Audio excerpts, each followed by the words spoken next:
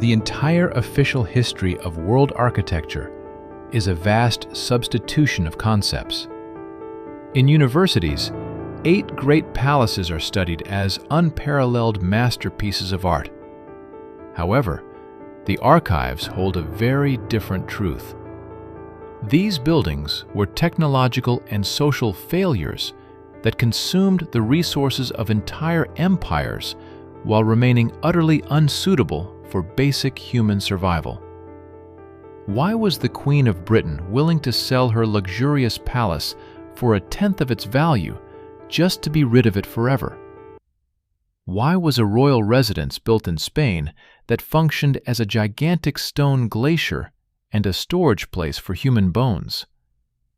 And who benefited from sustaining the myth of palace comfort for centuries when even food served to monarchs was delivered frozen due to the absurd layout of the buildings? You are shown a ceremonial portrait of the era, where architecture serves humanity. But the facts stubbornly insist that people were merely appendages to stone, expendable materials for maintaining symmetry and demonstrating status. It remains to understand just one thing. Who compelled the rulers of the world to voluntarily step into these decorations? And why is this truth only emerging now? Imagine you were offered to move into the most luxurious house on the planet. 1,000 rooms, golden ceilings, halls where your gaze gets lost. You agree. Who wouldn't? But a week later, you start to realize you made a mistake. Not because the house is ugly, but because it's impossible to live in. This is not fantasy. It is a documented history of 8 real palaces that are considered the pinnacle of human civilization. They are studied at universities. Millions of tourists photograph them. Books with golden embossing on the covers are written about them. They are shown to children as proof of how far human thought has advanced. But none of these books mention the most important thing. The people who lived in these buildings suffered. They froze, asphyxiated, fled their own homes, hid in underground tunnels, lost loved ones to diseases that were supposed to only destroy the poor. 8 buildings, 3 types of failure, and one question that arises after each of them. If this was not built for living, then for what? There is a simple way to assess any building's suitability for living. Don't look at the facade.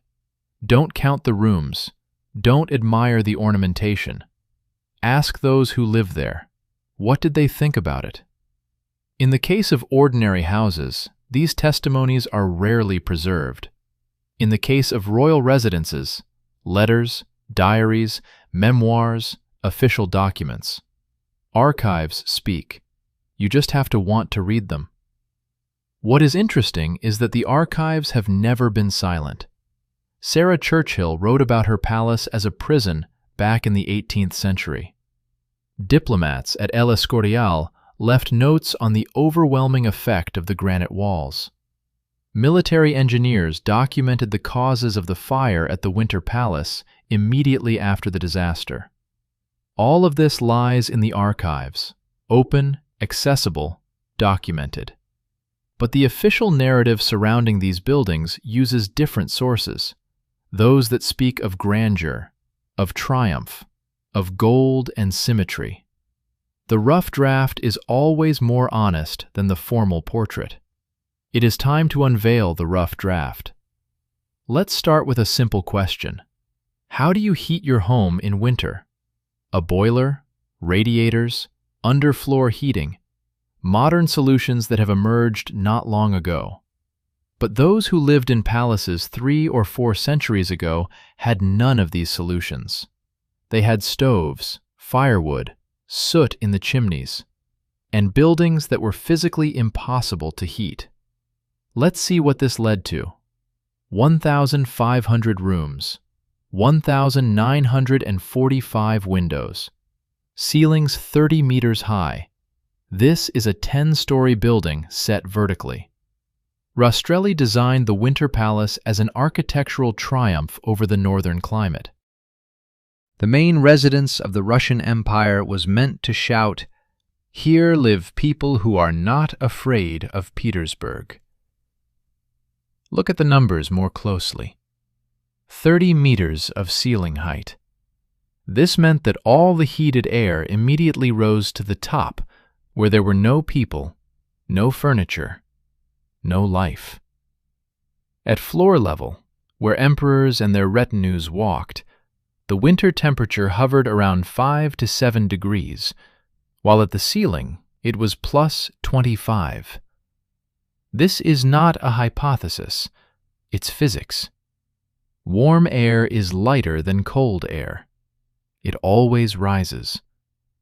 To heat the space at the floor level in a 30-meter hall would mean first heating the entire volume above it, and that's thousands of cubic meters of air.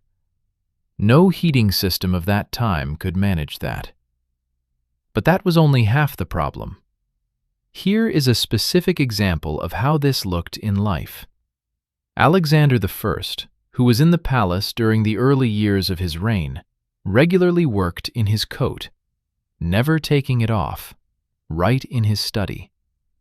His personal secretary, Mikhailovsky Danilevsky, recorded that the ink in the inkwell froze on particularly cold nights. This was not a workspace in a dark wing or a storeroom. It was the personal office of the supreme commander of the largest empire in the world. 30 meters of ceiling above turned heating into a physically unsolvable task, regardless of the amount of firewood and the number of woodcutters. The palace was heated through a system of so-called fluids, voids and ceramic channels within the walls. Hot air flowed through these channels and was supposed to warm the rooms from the inside. The idea is beautiful. On paper, it is an elegant engineering solution. There is just one bottleneck. The soot inside these channels had not been cleaned for decades. Try to imagine the scale of it. The walls of the palace contain kilometers of internal channels. Their maintenance required regular cleaning. But who was supposed to do it? Whose hands could reach the furthest corners of this system? Physically, this meant that inside the walls of Russia's main residence, combustible material accumulated for years, layer by layer, year after year. 83 years. December of 1837. In the partition of the Field Marshal's Hall, soot begins to smolder. This is not an explosion. It is a slow, hidden combustion within the wall. Smoke seeps out from the cracks. Nicholas I, who is in the palace, makes a decision that seems logical to anyone in this situation. He orders the windows to be broken, to ventilate the halls and drive out the smoke. The influx of oxygen turned the hidden smoldering into a fiery storm within minutes. Now look at the structure of the attic. The wooden beams are tightly packed, like the masts of a fleet in harbor. No firewalls between sections. No fire barriers. An architectural mistake that could be seen at first glance during construction waited for its moment for 83 years. When the fire reached the attic, the palace turned into an uncontrollable bonfire. 30 hours of burning. The main residence of the Russian Empire was completely consumed by flames. The scale of the disaster can only be understood through the details. Employees of the Hermitage and soldiers formed human chains and carried works of art out into the freezing cold. Paintings, sculptures, and vases were laid on the snow of Palace Square. Those who attempted to extinguish the fire worked in severe frost, while water froze in the hoses. 30 hours, and one of Europe's largest buildings had turned into a charred shell. There is one fact about that night which illustrates everything better than any statistics. Between the Winter Palace and the Hermitage, there was a connecting passage, the so-called Hermitage Corridor. It was through this corridor that soldiers ran with paintings in their hands. It was through this path that living chains formed, passing items from hand to hand that would have otherwise burned. This passage was not designed for evacuation. It was built as a grand gallery, but that night it became the only salvation for thousands of artworks. The palace was on fire. Its accidental architecture saved what was nearby. Officially, this is called a tragic accident. Okay, but then answer one question. Why, after the fire, when they restored the palace over 2 years, were all the wooden structures replaced with cast iron and brick? If the system was good, it would have been restored. It wasn't restored because everyone understood perfectly well that it was what led to the building's demise. Nicholas I personally oversaw the restoration and insisted on a fundamentally different design for the attic floors. This is a public acknowledgement that the problem was inherent from the start. The restoration took 2 years. This is an incredible pace for a building of such scale. The explanation is simple. Nicholas I made the restoration a state priority of the utmost importance. 30,000 workers toiled simultaneously. In winter, amidst freezing temperatures, without stopping. This meant that thousands of people worked under conditions that were lethal, catching colds, suffering from frostbite, and experiencing accidents on scaffolding. The palace was restored, at a cost that no one calculated aloud. After the assassination of Alexander II in 1881, the Tsars practically stopped living in the Winter Palace. Officially, this was for security reasons. But there is a second answer that is not commonly spoken aloud. The palace was too vast, too cold, and too dangerous for normal human life. Nicholas II preferred the Alexander Palace in Tsarskoye Selo, more modest, warmer, more suitable for family life. The last Russian emperor spent only official ceremonies in the main residence. He lived somewhere else. There is one more detail that is rarely included in tourist guides. In the winter of 1709, the frost was so severe that wine froze right in the glasses on the tables during official receptions. Not in glaciers, not in cellars, on the tables, in heated halls, during feasts. This is not a joke.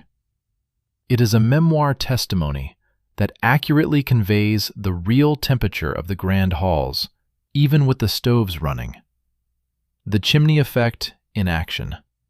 The 30-meter-high ceilings absorbed all the heat, leaving the space at human height permeated with cold. Calculate the firewood. To at least partially heat a space with such ceilings in the St. Petersburg climate, it required burning massive amounts of firewood daily. This was an army of stokers working around the clock. These were tons of firewood that needed to be delivered, stored, and brought in. And despite all this, the wine froze in the glasses on the grand tables. The system was physically overwhelmed. The volume of the building defeated any attempt to heat it. Now let's move to England. The year is 1705. Queen Anne decides to make a gift. The Duke of Marlborough has just defeated Louis XIV's army at Blenheim, and in honor of this victory, Anne gifts the Duke a palace. It is designed by John Vanbrugh. A remarkable detail. Before architecture, Vanbrugh was a playwright. He wrote plays for London theaters and was skilled at creating grand stage effects. And it is this ability that he transferred to stone. He was used to building theatrical sets, not houses. The result turned out to be predictable. Vanbrugh didn't just transition from playwriting to architecture. He brought with him the logic of theatrical thinking. A theatrical set is built for the view from the audience. It must make an impression from a certain distance, in a specific lighting, and from a particular angle. No one intends to live inside the set. No one thinks about how its heating will work. Vanbrugh constructed buildings for the view from the outside, and that is precisely why Blenheim, seen from the air or viewed from a hill, has such an overwhelming impact. That is also why it is uncomfortable inside. This is not a contradiction. It's the same reason. 187 rooms in the main building. The only private house in England with the status of a palace. A monumental Baroque complex visible for miles. A triumph from the outside. A catastrophe from the inside. Sarah Churchill, the wife of the Duke and the rightful mistress of this gift, referred to it in personal correspondence as a wild, merciless house and chaos that can only be fixed by the Lord God. This was not a public complaint for the press. These were private letters where there was no need to pretend.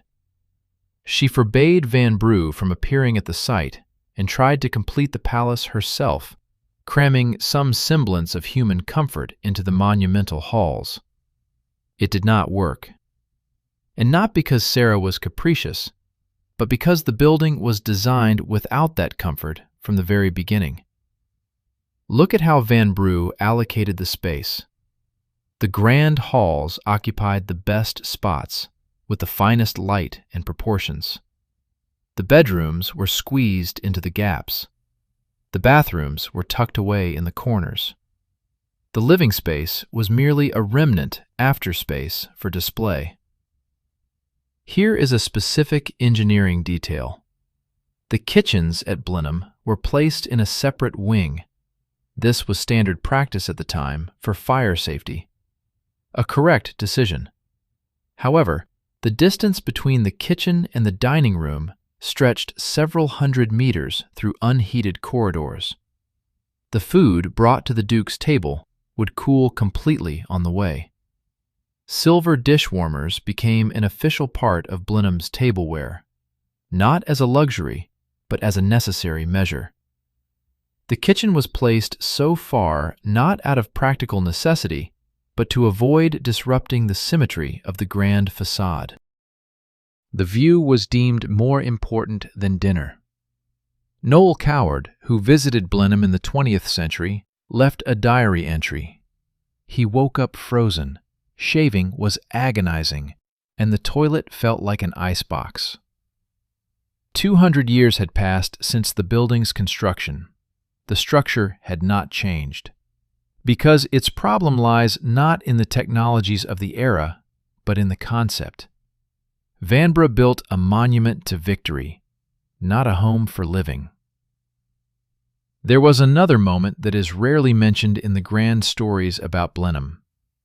In England at that time, a tax was levied based on the number of windows in a building. The Duke found a solution. The servants' rooms were fitted with tiny windows, almost like loopholes. The servants lived in a constant gloom and dampness, while the grand halls gleamed with floor-length glass. This strikingly illustrates whose life was considered important in this building. The most obvious explanation is, it's a different era, different standards. People lived differently back then. But then explain this. Why did the mistress of the house hate it so much that she threw the architect off the construction site? She lived in the same era. She knew the same standards. And yet she called Blenheim unfit. Alexander Pope, a poet and wit who visited here in those years, summed it up succinctly. Here's the hall, here's the bridge, here's a row of stairs, but where to sleep, where to dine? This is not a beautiful metaphor. It is a precise question about practice. Look at what happened to Blenheim next.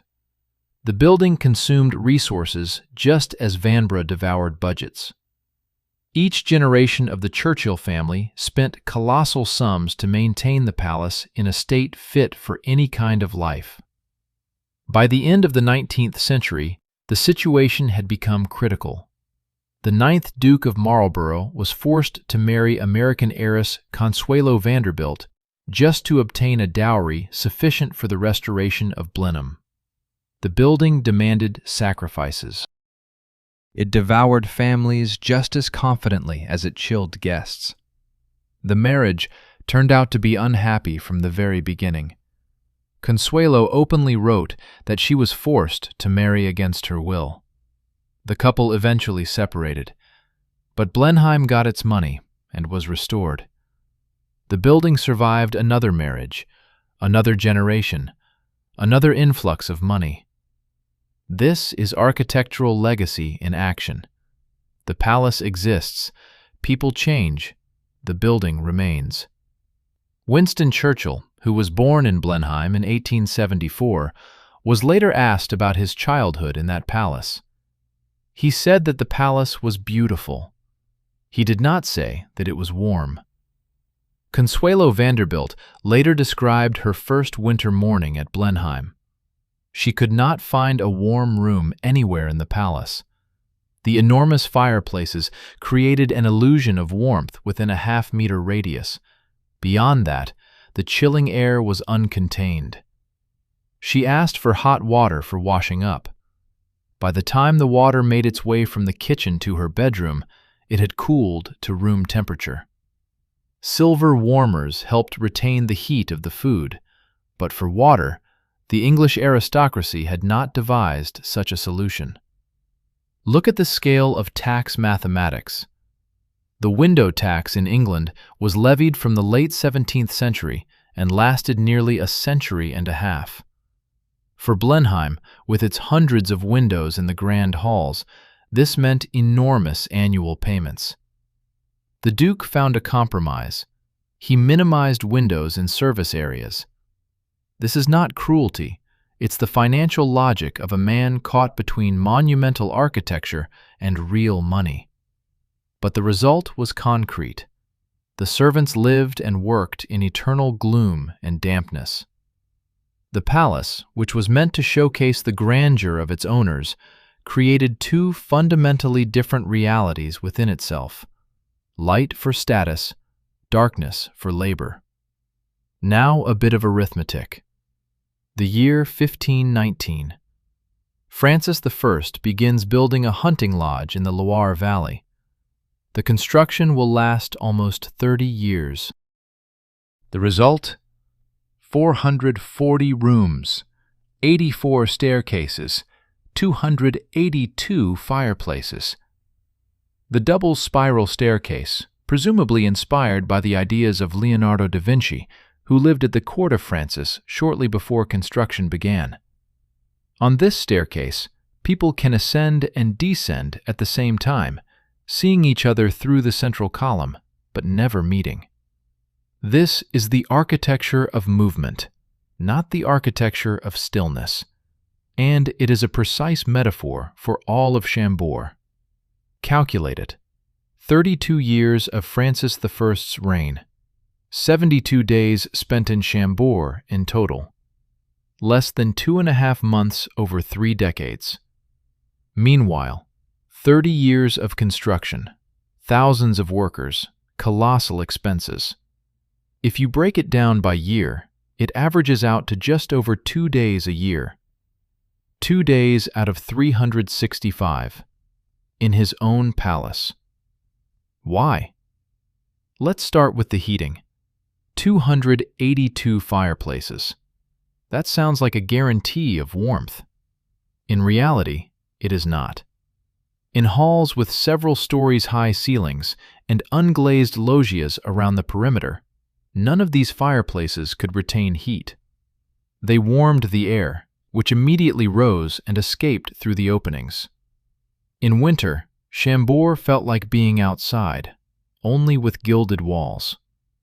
Count the firewood. To maintain at least minimal warmth in 282 fireplaces simultaneously, colossal amounts of fuel were required. It needed to be delivered, chopped, stacked, and constantly brought in. This was an army of people solely for keeping the fire going. And yet, there was no result at the level of living space. The second layer of the problem is logistics. The castle stood in the forest. There was neither a village, nor a farm, nor a market nearby. Every visit from the king meant a military operation. A convoy of thousands of servants brought with them beds, tapestries, dishes, and provisions for 2,000 people. Chambord was never permanently furnished. Each arrival began with unloading, and each departure with loading. This is not life in a castle. It is a campsite in a set. At first glance, it seems that Francis simply rarely made it there, busy with affairs, other residencies. But look at his other castles. In Fontainebleau, he spent months. In Amboise, years. It was there, in the more modest but warm and lived-in places, that the real life of the French court unfolded. Chambord was a symbol of greatness on the map. Living there proved impossible. The marshy soil beneath the foundation added a constant dampness that rose through the stone into the lower halls. Even in summer, a fog lingered here. Here it is important to pause and articulate a principle. Everything we see in the first three palaces is not exceptions. They are examples of one system. A system in which the architectural decision was made based on how the building looks from the outside, rather than how people exist inside it. In the Winter Palace, this led to a fire. In Blenheim, it resulted in cold food and icy bedrooms. In Chambord, it meant that the palace was used 2 days a year. Different forms, one logic. There is an analogy that helps to understand this. Imagine a specialist who designed the most beautiful sailing ship. The proportions are impeccable, the gilding sparkles, and the flags on the masts flutter. But the hold is leaking. The sails do not catch the wind in the right direction. The crew is freezing because there is no heating in the quarters. On the shore, the ship is magnificent. At sea, it sinks. This is exactly what most great palaces are like. Perfect from the waterfront perspective, catastrophic in real operation. Now let's add the next level. Engineering failures are one type of problem. With them, in principle, something could be done. Replace wooden beams with cast iron, move the kitchen closer, install more fireplaces. It's more complicated, more expensive, but technically possible. The next type of failures could not be fixed at all, because they were embedded in the very idea of the building. They were intentional. Let's take a look at them. There is a documented fact about what each arrival of Francis at Chambord looked like. The castle had no permanent furnishings, neither beds, nor tapestries, nor utensils, nor curtains. All of this was brought along. The royal convoy accompanying the court to Chambord consisted of thousands of horses and took several days to travel. It was a true military campaign in peacetime. The column stretched for kilometers along the Loire roads. Wagons carrying beds, rolled-up tapestries, boxes of dishes, barrels of wine, provisions for 2,000 people for several weeks. Upon arrival, everything needed to be unpacked, set up, and organized.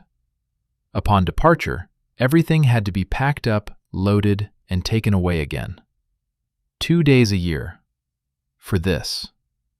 Look at the double helix from a different angle. Leonardo da Vinci, if he truly had a hand in the design, conceived of a system whereby two people could ascend a staircase simultaneously without ever meeting. This is architectural elegance. But it is also architecture for constant movement, for a palace that lives from visit to visit, from arrival to departure. The staircase is not meant for those who reside here permanently. It is designed for a procession, a beautiful, organized, never-ending procession of people who are merely passing through. 3 buildings, 3 different engineering failures, a fire system that self-destructs, a kitchen physically incapable of delivering hot food, heating that doesn't heat. But all 3 failures share one thing. They could have been foreseen. They were chosen. That means the priorities were different. Not comfort, an image. Not life, a statement. Now for something important. Each of these 3 buildings shares another trait. None of those who made the architectural decisions faced personal consequences for their failures. Rastrelli received money and fame. Van Brugh died long before records of the ice toilets at Blenheim appeared. Those who designed the fireplace system at Chambord had long passed away by the time the castle stood empty. The architect lives with the project.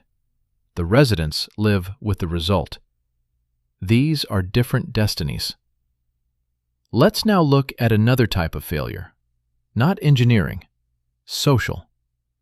There is a difference between a building that poorly heats and a building that methodically destroys human relationships, physically through geometry and distance. The first is an engineering oversight. The second is an architectural decision. Whether intentional or not, the outcome is the same. The next 3 palaces operated exactly this way. They constructively alienated people from one another. By different methods, with different consequences, but with one conclusion. Homes where being close to another person was architecturally impeded. Palaces that not only failed to protect people from the cold, but actively dismantled human connections. They severed relationships, isolated individuals, turning monarchs into prisoners of their own status. The next 3 buildings did this differently, but the result always turned out to be the same. 1717. King João V of Portugal receives gold from Brazil, so much that he does not know where to put it. He builds a palace monastery in Mafra. 22 years of construction, 1,200 rooms, 4,700 doors and windows. The facade is 220 meters long. It is the largest palace in Portugal and one of the largest in Europe. At the peak of construction, 45,000 people worked on the site at the same time. This is not a metaphor for scale. This is a documented figure from the archives of that time. John V built Mafra as a vow. He swore to raise a monastery if he had an heir. The heir was born. The palace turned out to be far larger than the vow required. This is the classic mechanism of monumental construction. It begins with a religious obligation and ends with a political statement. Gold from Brazil provided the means, and the means demanded maximum utilization. Mafra became the answer to the question, what does absolute monarchy look like in stone? The answer? Symmetrical, immense, and completely uninhabitable. Remember this detail. Not every monarch built a palace out of vanity. Some built out of duty, religious, political, dynastic. But when the task is to fulfill a vow or demonstrate might, all 3 palaces of this block were built not out of a desire to create a good home. They were constructed as arguments in the debate over power, wealth, or piety. Living in an argument is uncomfortable. An argument is not designed for drafts and a cold dinner. Now look at the plan. The king's chambers are in the north tower. The queen's chambers are in the south tower. The distance between them equals the length of the facade, more than 200 meters. This is not a coincidence of layout, nor a result of builders failing to stick to the budget. This is a documented design made intentionally. Symmetry demanded equal towers at equal ends. What happened to the people inside was not part of the equation. When the king wanted to visit his wife, the trumpeters would announce it, not for show, so that the queen could prepare for the visit. A marital meeting required an official signal, protocol preparation, and 10 minutes of marching through icy corridors, 156 stairs between the wings. This sounds absurd, but the absurdity lies not in the people, it lies in the building. The structure is arranged in such a way that the simplest human act becomes a state operation. Imagine this not as a joke, but as daily life. Every time João V wanted to talk to his wife, Maria Anna of Austria, not on matters of state, but simply as a husband to a wife, a whole protocol would be set in motion. Trumpeters would play a designated signal. The queen would receive a notification. Servants would prepare the reception room. The king would traverse the drafty corridors. Upon arrival, once again, protocol. All of this was part of the official functioning of the monarchy, but it was also the schedule of the lives of two people living in the same building. The building turned marriage into a series of official visits. Portuguese historians noted that the monarchs in Mafra met on average less frequently than if they had lived in different cities and visited each other. Not because they didn't want to, but because the procedure was more expensive than any spontaneous desire. Think about it. A husband and wife live in the same building, but this building physically divides their marriage into two administrative units. The architecture of Mafra has literally materialized what the Portuguese royal union was, a political contract rather than personal intimacy. Stone translated into the language of meters and towers what was recorded in documents as a dynastic alliance. There was another effect that is written about less frequently. The logistics within a building of such magnitude required an enormous amount of servants just to maintain basic operations. Delivering food from the kitchen to the appropriate wing, carrying a letter from one end to the other, heating water for bathing, and keeping it warm during transit. Servants spent hours simply moving between different parts of the palace. Mafra created an entire economy of transportation within a single building. Here is a simple calculation. 156 stairs in the building. If a servant needs to climb 3 floors and walk from the north wing to the south, it takes 20 minutes. Now imagine carrying a hot meal, heated water, or an important document, or that you need to do this 10 times a day. The palace consumed people's labor with the same insatiability with which it consumed building materials. Only the construction ended at some point. Maintenance, never. Contemporaries described the interiors of Mafra as too gloomy for life. Monarchs used the palace mainly for hunting, spending minimal time there. Meanwhile, the building was decaying from the inside. Proximity to the ocean and the colossal volume of cold stone created constant humidity. The famous carillons of Mafra, a set of 98 bells, are now slowly deteriorating from corrosion. The building is destroying itself, slowly, irrevocably, as intended, monumentally and unhurriedly. King John V ordered carillons from the best Flemish masters. They became one of the largest sets of bells in the world, and a source of pride for the kingdom. However, the acoustics inside the stone monolith of Mafra worked against the people. The ringing of the bells in the vast halls created a constant hum effect, which caused headaches with prolonged exposure. Beauty on the outside, discomfort on the inside. This principle of Mafra operated on all levels. Add to this the climate. Mafra is located 25 kilometers from the Atlantic. The constant humidity is not seasonal, but rather a background condition. The immense stone walls accumulate moisture for months and release it just as slowly. In summer, the lower halls were damp, while in winter they were both damp and cold. This is not discomfort. It is an environment where rheumatism, bronchitis, and joint diseases were the norm. The monks who lived permanently in the monastery part of Mafra were significantly more ill than their colleagues in other convents of the same order. The building was monumental. Living in it was difficult. If we look at the history of the palace's use, the picture is clear. The Portuguese kings preferred the Palace of Necesidades and Ajuda. Mafra was the ceremonial residence, a place for official ceremonies, hunting in the surrounding forests, and displaying grandeur.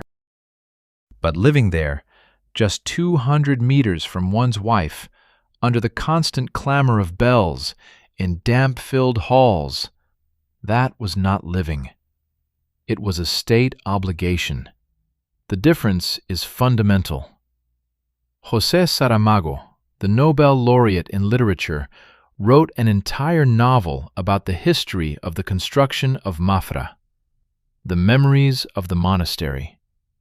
His perspective on this project: 45,000 people, many of whom perished from accidents and diseases right on the construction site, erected a building that was then of no use to anyone who built it. Not to the residents, the monarchs. Not to the builders. They had no access to it. Mafra was built for those who looked from the outside, for foreign ambassadors, for descendants, for history. Those who constructed it and those who lived in it were equally a means to an end.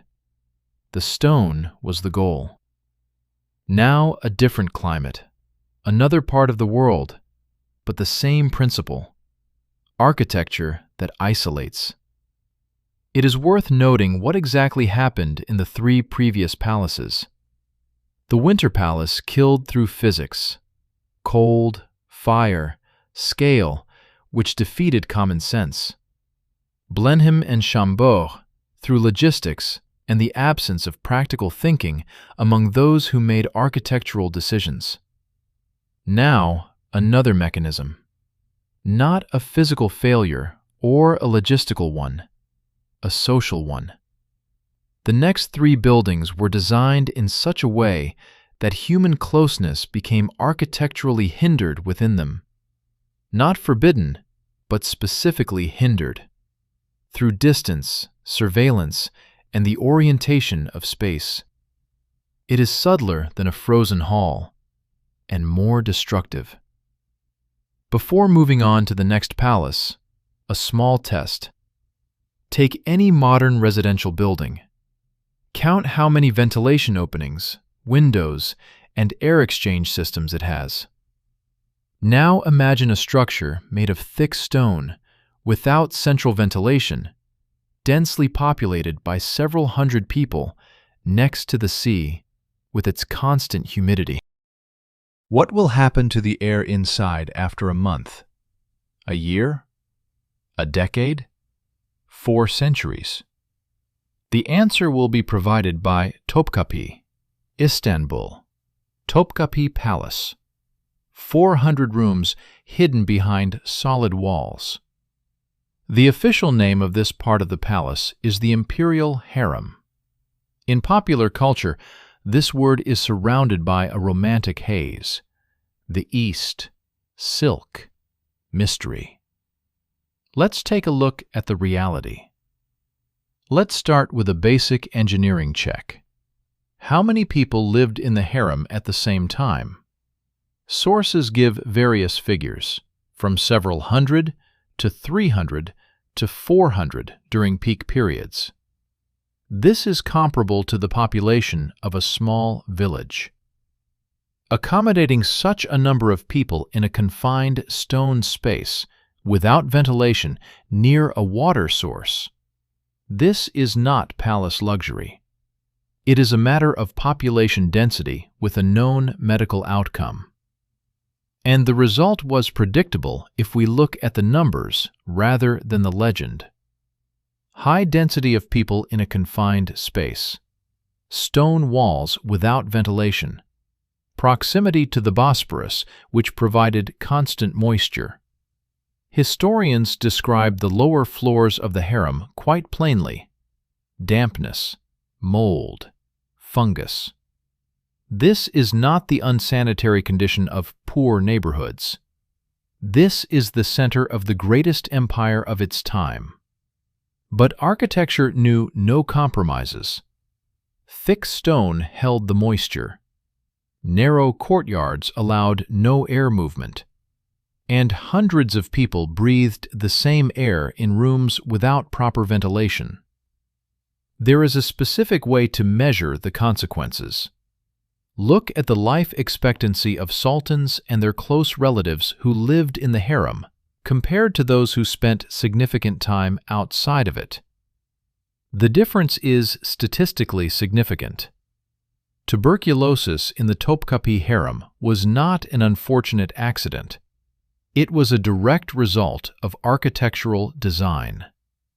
The enclosed space, high humidity, poor ventilation, and high population density created a classic environment for the spread of airborne infections. Any physician of that time knew this, referring to the disease as the disease of bad air.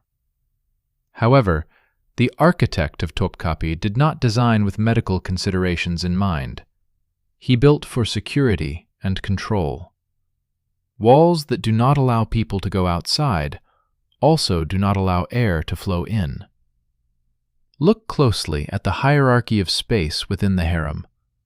The concubines of the lowest status cramped themselves into rooms that resembled monastic cells or prison cells in size and facilities. Women of higher status had slightly more space. The apartments of the Valide Sultan, the mother of the reigning sultan, occupied an entire wing. This hierarchy in itself is no different from the hierarchy of any other building of that time. But in the context of Topkapi, it had a literal medical significance. The higher your status, the higher your floor, the better the air quality. Those living on the lower levels fell ill more often. The architecture of space was the architecture of survival. The result can be verified. Sultan Mahmud II passed away from tuberculosis. His mother did as well. His son did too. Contemporaries referred to tuberculosis as the disease of bad air. This is not a metaphor. It is a precise medical mechanism. The infection spreads in closed, poorly ventilated spaces with high humidity. The Topkapi harem created ideal conditions for an epidemic, and the epidemic was systemic, not random. Historians usually say, it was fate. Illnesses indiscriminately struck everyone during that era. Okay, but then explain this. When the Ottoman rulers got a new palace, Dolmabahce, in 1853, spacious, with high ceilings, windows overlooking the Bosphorus, and proper ventilation, they moved in immediately. 400 years at Topkapi. It wasn't sentimentality that kept them there. It was the lack of alternatives. Dolmabahce was constructed according to European architectural standards. The architects considered light and air. The ceilings were high, but not so high that warmth escaped into the void. The windows overlooked the water. The rooms were ventilated. None of the diseases that methodically plagued the inhabitants of Topkapi became a systemic issue in Dolmabahce. The difference is not in the era. The difference lies in who asked the questions during the design process.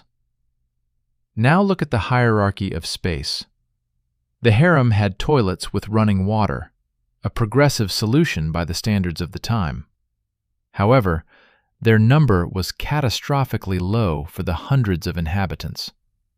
This created constant focal points of dysentery on the very lower floors, where humidity already reigned. The luxury of the upper apartments of the Valide Sultan existed literally above this. Historians usually say, "It was fate. Illnesses struck everyone indiscriminately in that era." Okay, but then explain why, in 1853, when the Ottoman rulers had the opportunity, they immediately moved from Topkapi to the new Dolmabahce Palace. Spacious, with high ceilings and windows overlooking the Bosporus. It was not sentimentality that kept them in Topkapi for 400 years. It was the lack of an alternative. Add another layer to this. For most women of the harem, the world was reduced to the inner courtyard. They never left its walls, neither voluntarily nor out of necessity. Every corridor was controlled. Every movement was recorded. The architecture of the harem was designed so that any unauthorized movement was physically impossible. Not just prohibited, but physically unfeasible. A labyrinth of rooms, guarded passages, death walls. This is not a home. It is an architectural mechanism of surveillance, where luxury was not the goal, but a tool of confinement. This is how the system operated in practice. A woman entering the harem, whether as a concubine or the daughter of a noble family, went through a strict hierarchy. At the bottom, cramped shared rooms for concubines of low rank, where each had minimal space. Above, private quarters for those who had earned the Sultan's attention.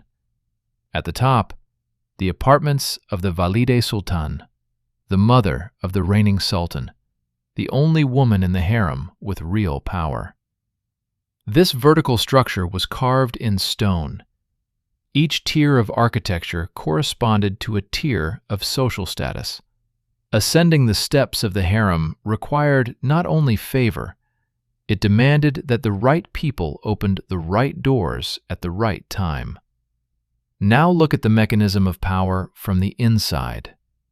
The Valide Sultan governed the harem as a separate state, deciding who had access to the Sultan, who faced exile, who would be married off to a pasha, thereby being removed from the game. All this power was exercised within the space of 400 rooms, invisible to the outside world.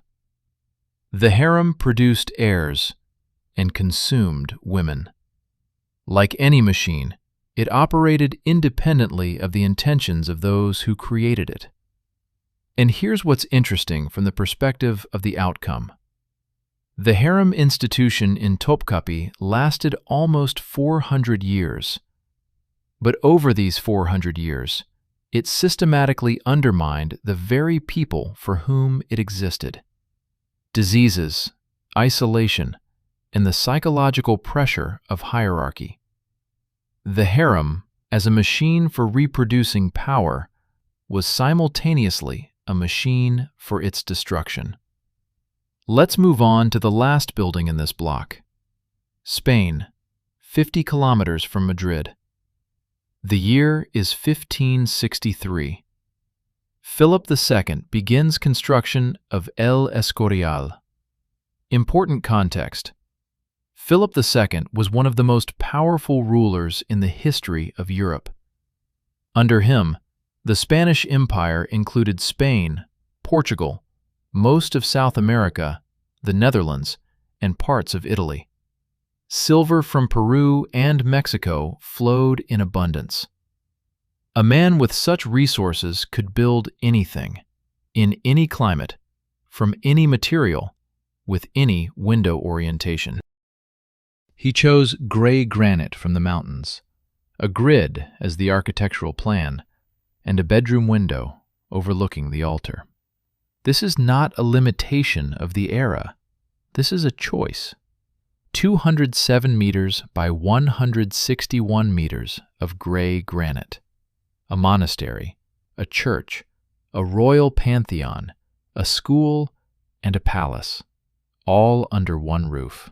The stone selected is specific. Granite from the Guadarrama mountain range. This material possesses colossal thermal inertia.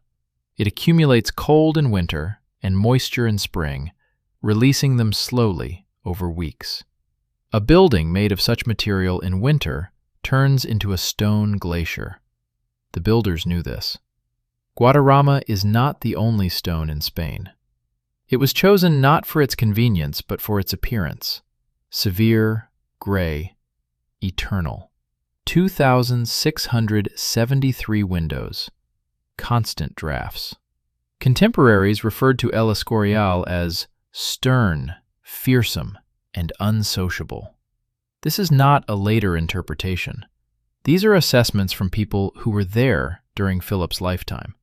The ambassador of the French king, who visited in 1582, described the feeling evoked by the building as overwhelming and will-restraining.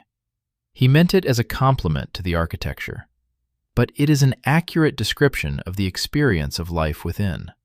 Now the main detail. From the royal bedroom, special shutters opened up a direct view of the main altar of the basilica. Not the garden, not the mountain landscape, the altar. This was designed intentionally.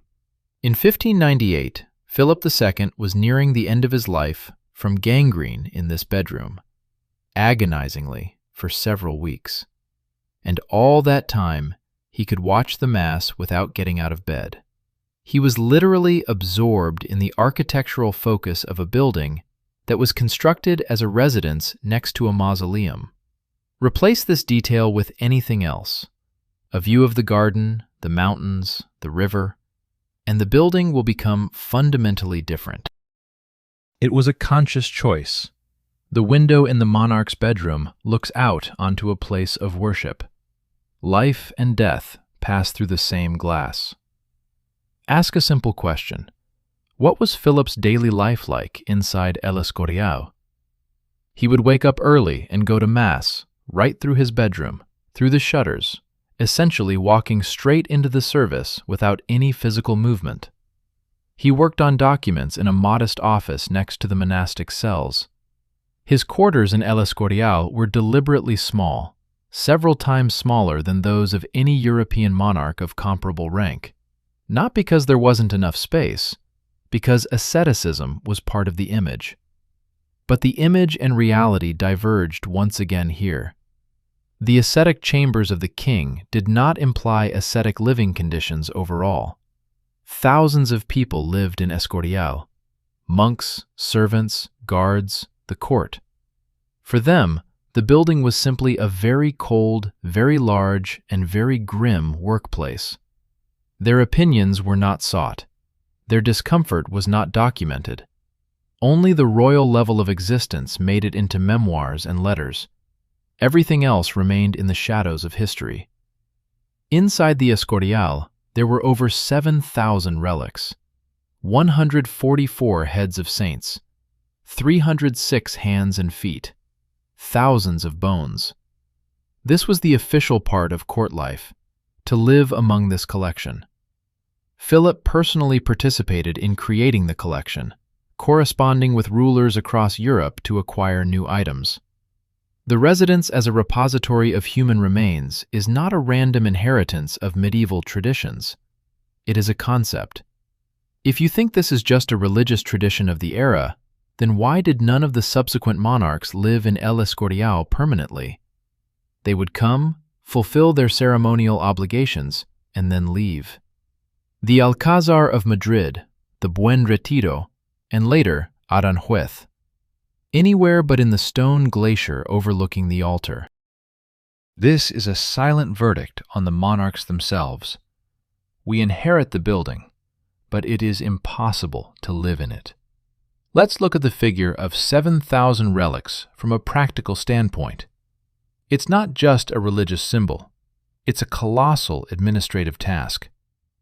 Each relic requires storage under specific conditions, periodic inspections, and special maintenance. This involves hundreds of employees dedicated solely to this task. The monarch's residence functioned simultaneously as a museum, monastery, church, school, and mausoleum. The living quarters of the palace were literally squeezed in between all these institutions. It wasn't the people around whom everything else was built. Rather, it was around everything else that a place for the people was found. Here is a detail that is often overlooked. When Philip II was nearing the end of his life in his bedroom in 1598, his suffering lasted 53 days. It was a slow, agonizing finale due to gangrene and dropsy, accompanied by fever and intense pain. Throughout all this time, he lay in a room designed so that the altar of the basilica was always in his line of sight. The builders left him no choice as to where to look. The architecture had decided this for him back in 1563. It is not inhumane. It is a different value system, in which leaving life was not a tragedy to be hidden, but a celebration to be framed. But the fact remains, the person spent the last weeks of life in a stone room, cut off from the garden, from nature, from random views, in a space designed for religious experience rather than for human comfort. El Escorial was not built as a house. It was built as a portal between the monarch and the departure from life, between earthly power and eternity. The residential function was an appendage to the religious purpose, and the person forced to live there felt this at every step.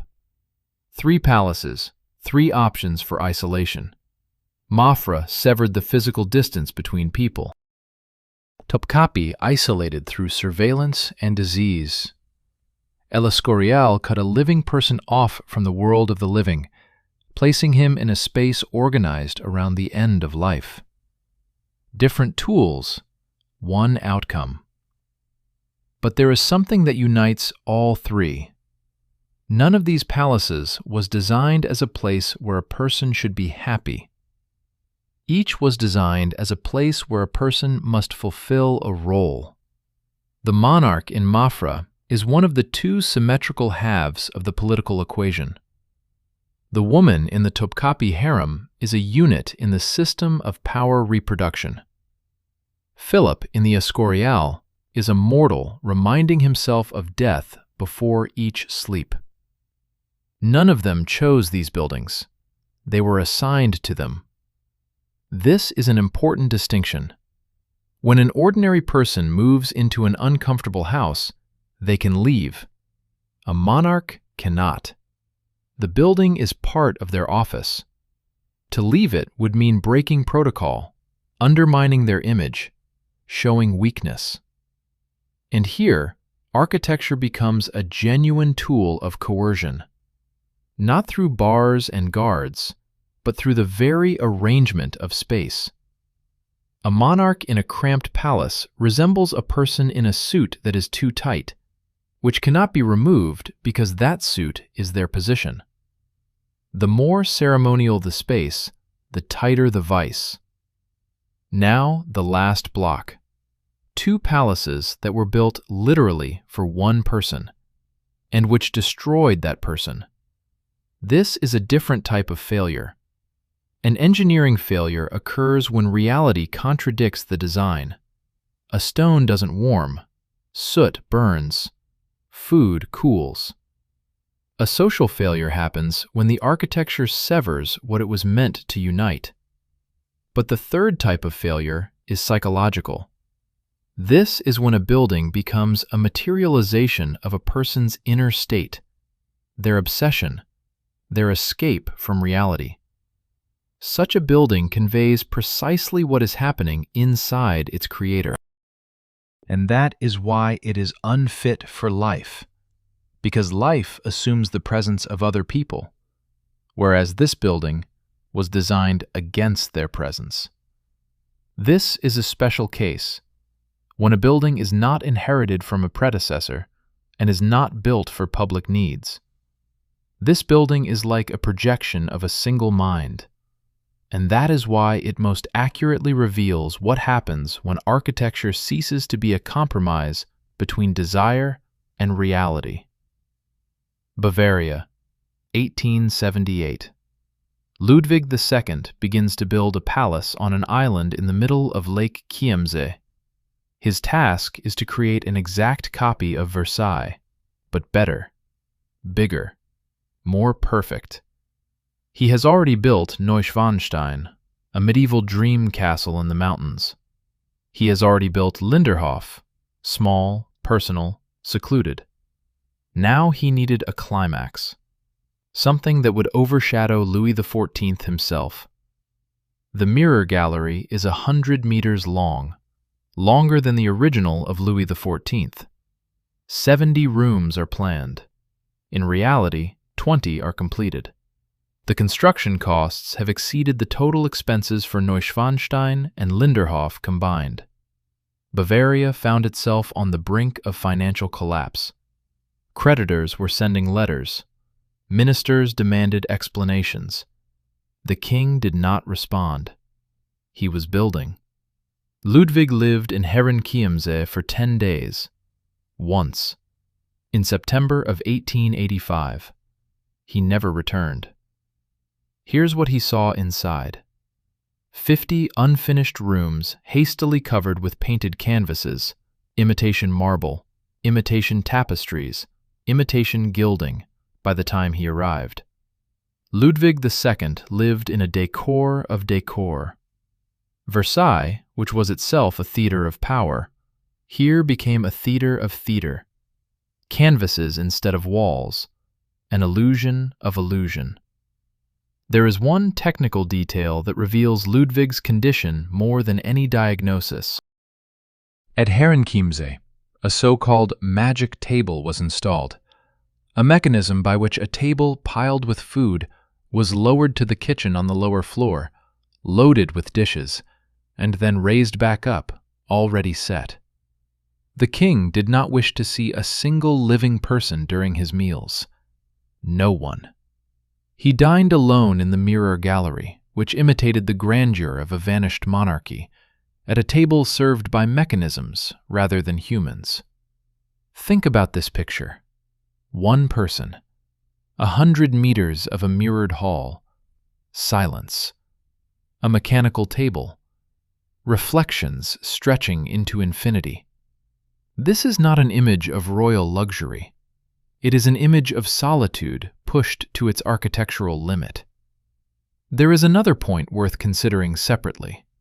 Ludwig built Herrenchiemsee as the temple of Louis XIV, quite literally.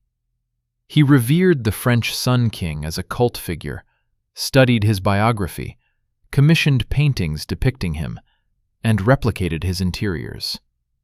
For him, Versailles was not just a historical monument, but a living model. However, Louis XIV constructed Versailles for a court of several thousand people, for state administration, and for public ceremonies. Ludwig reproduced this very shell, just for himself. 1/100th of the content. The same decoration. All the materials for construction were delivered to the island by ferries. In winter, when the lake froze, the palace found itself in complete isolation. No supplies, no guests, no communication with the mainland. The island became a literal prison, gilded and without guards, because there was nowhere to escape to. After Ludwig's passing in 1886, under unclear circumstances, the Bavarian government faced a practical dilemma. What to do with the unfinished north wing? The answer was simple. They demolished it. They did not restore it, did not complete it. They demolished it, because there was no money to maintain it. The palace, for which Bavaria went into debt, did not outlive its creator, even architecturally. But before moving on to the last building, Pause for a moment at this image. Ludwig II. One man at a table set in a mirror gallery 100 meters long. The table rose mechanically from below, without a single servant, without a single human face. Surrounding him are 100 meters of mirrors, reflecting 100 meters of solitude. Outside the windows is a lake, and beyond the lake, mountains. The nearest shore is a ferry crossing. In winter, ice. Complete isolation. This is not the tragedy of a madman. It is the result of a logic that Ludwig brought to its extreme expression. The palace is not built for living among people, but for existing within an ideal. Versailles was the ideal of absolute monarchy. Herrenchiemsee was meant to become the ideal of that ideal. But when you build a copy of a symbol, you end up with a symbol of a symbol, a void squared. Calculate the expenses. The construction of Herrenchiemsee cost 16 million marks. Neuschwanstein cost 6. Linderhof cost 3.5. Ludwig's total debt to creditors by 1886 amounted to 14 million marks. The Bavarian cabinet used the king's financial situation as one of the arguments for his removal from power. The architecture literally cost him the throne. The most expensive building of Ludwig was the first to be erased from the face of the island. The commission that declared Ludwig incompetent in June 1886 relied on the conclusion of psychiatrist Bernhard von Guden, who never examined the king in person. The conclusion was based on witness testimonies and documents, including financial ones. Madness was proven through construction bills, through Herrenchiemsee, through 16 million marks spent on 20 completed rooms out of 70 planned, through an island on the lake, inaccessible in winter. This was the first instance in history where an unfinished palace served as legal proof of its owner's mental disorder. The building did not just reflect Ludwig's state, it destroyed him. And now, the final object. Brighton, the English coast. The year is 1787. The Prince Regent, the future George IV, begins to build himself a seaside cottage, modestly, simply, for relaxation. By 1823, this cottage transforms into one of the most exotic buildings in Europe. Bulbous domes, minarets, Indo-Saracenic facade, Chinese interiors. From the outside, an Eastern fairy tale. From the inside, a completely different story. Beneath the stone decor with minarets lies a massive cast-iron framework, an industrial structure dressed in fantasy. This is a crucial point. The Brighton Pavilion was technologically one of the most advanced buildings of its time. The cast-iron skeleton is an engineering solution used in factories and bridges. Here, it is hidden beneath a layer of plaster mimicking Eastern architecture. Inside, the Industrial Revolution. Outside, medieval Delhi. The great kitchen of the pavilion was a technological marvel of its time. Cast-iron columns shaped like palm trees, advanced ovens, mechanical spits for large hams. The Prince Regent loved to eat. The feasts were grand, with many guests, and the kitchen operated continuously. However, the aromas and smoke from these banquets permeated the entire palace. The scent of Eastern splendor was invariably overshadowed by the smell of roasted meat. Now here's a fact that's hard to find in tourist brochures. George IV built an underground tunnel from the pavilion to the stables. The official version, for secrecy, for clandestine movements, for romantic encounters. The real story is simpler and sadder. By the end of his life, the Prince Regent suffered from extreme obesity.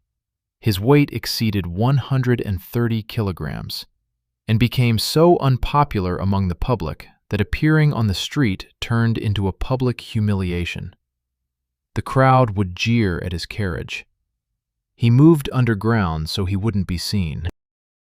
The owner of one of the most iconic buildings in England hid beneath his own home. Victoria inherited the Brighton Pavilion in 1837. By that time, the city had densely developed the surrounding area. Brightonians could literally see into the windows of the royal residence from neighboring rooftops. The royal distance that architecture was supposed to provide by definition was completely obliterated by urban development. The concept of royal seclusion collapsed under the pressure of the typical Victorian building boom. Victoria sold the palace to the city of Brighton for £53,000. She arranged to have everything removed from the building, even the baseboards, which were sent to Buckingham Palace. Every piece of flooring, every light fixture, every door handle, anything that could be taken was removed. The official reason for the sale, which Victoria stated herself, was that the building was unsuitable for a family sovereign and carried the spirit of the previous reign, which she did not intend to inherit. £53,000. The construction cost approximately $500,000 in prices of the same era. Victoria sold the pavilion for a tenth of that amount. This is not an act of generosity towards the city. It is the market valuation of the building as a residence, unfit for use. The city of Brighton received the most exotic building in Britain and spent the next 50 years restoring the interiors that the Queen had taken away piece by piece. Pay attention to another point. By that time, Brighton had become a popular resort precisely because the court resided there. The city grew around the pavilion, chasing money and status. Yet the city also destroyed its suitability as a residence, building right up to the perimeter, stripping the royal dwelling of the necessary distance from the subjects. The palace and the city mutually destroyed each other's value. This is a rare situation in architectural history. A building has killed itself with its own allure. The tunnel under the stables. It is the best metaphor for the entire story of the Brighton Pavilion. The building was constructed as a stage to showcase extravagance. Instead, it became a stage for concealing decay. The domes, minarets, and magnificent halls ultimately hid not a celebration, but a retreat. A man who could no longer appear in the light of day. One could argue, these are extreme cases. Ludwig was evidently mentally ill. George IV is known for his extravagance. Perhaps ordinary palaces are a different matter. All right, let's take the most famous palace in human history, Versailles. 2 million tourists a year. The Hall of Mirrors, fountains, gold. This is what absolute monarchy looks like at its peak. Versailles was built with one grand engineering achievement, the Marly machine, a hydraulic complex that pumped water for 2,400 fountains, a technological marvel of the 17th century. Complex pumps, kilometers of pipes, hundreds of maintenance workers. Versailles could move water wherever needed for the fountains. How many permanent toilets were there in the Palace of Versailles for 3,000 courtiers? Practically none. Portable pots were only for the king and his closest courtiers. 3,000 people either used portable commodes or used nothing at all. Horace Walpole left a record. The smell lingered even in the gardens. Hundreds of orange trees were placed in halls and pots. Not for decoration, a deodorant. The machine that pumped water for 2,400 fountains did not solve the water issue for 3,000 people inside. In that same era, decent sewage systems were in operation in Dutch cities and London. In Versailles, the question was not on the agenda. The fountains were on the agenda. Here is the answer to the question we started with. 9 buildings, 9 countries and eras. Winter burnt because engineering served scale, not physics. Blenheim froze because the grand halls mattered more than the bedrooms. Chambord stood empty because it was built as a manifesto, not as a home. Mafra divided marriage into 2 towers of 200 meters. Topkapi transformed oversight into an architectural principle. El Escorial embedded the monarch's bedroom into the mausoleum. Herrenchiemsee devastated Bavaria for 10 days. Brighton drove its owner underground. Versailles built fountains for spectators and did not build toilets for its residents. None of these buildings were designed with the question, how will a person live here? Each was created with the question, how will it look from the outside? And one more point that deserves to be said out loud. Neither Winter Palace, nor Blenheim, nor Herrenchiemsee, nor Brighton were built by those who lived in them. One generation built, the next paid the price. Nicholas II lived in the shadow of a fire that occurred under his predecessor. Victoria inherited a tunnel. The Dukes of Marlborough fought for decades against the cold chosen by Vanbrugh. This is an architectural debt, the impossibility of changing what has already been cast in stone. Tapestries can be changed. Towers cannot. The letters of Sarah Churchill are in the archives. Reports on the fire at the Winter Palace are in the documents. Medical records regarding tuberculosis in Topkapi are in the Ottoman chronicles. Testimonies about Ludwig's 10 days at Herrenchiemsee are in the Bavarian court journals. Walpole's notes on the scent at Versailles are in his published letters. All of this exists. It just doesn't hang next to gilt frames. Tourists come to these palaces and photograph the grand halls. They do not feel the cold that lingered here. They do not hear the trumpeters of Mafra. They do not know about the tunnel under Brighton. Tourism does exactly what the facades did. It hides the rough draft behind the grand appearance. The draft is always more honest, and the draft of these buildings tells a different story. It speaks of what happened to the people inside, of what lies behind the facade, of what tourists do not feel as they walk through the grand halls with an audio guide in hand.